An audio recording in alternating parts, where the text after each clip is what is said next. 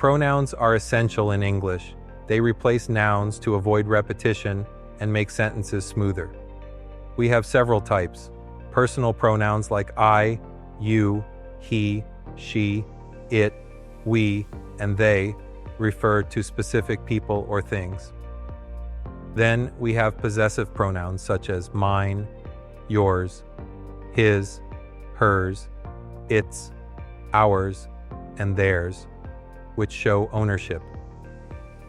Reflexive pronouns like myself, yourself, and themselves point back to the subject of the sentence. Demonstrative pronouns including this, that, these, and those help specify items.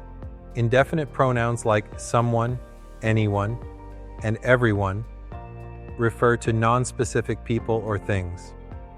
Use pronouns to make your speech and writing clearer and more engaging. Thanks for watching, and remember to like and subscribe. Also, check out my Instagram page, ADR Training.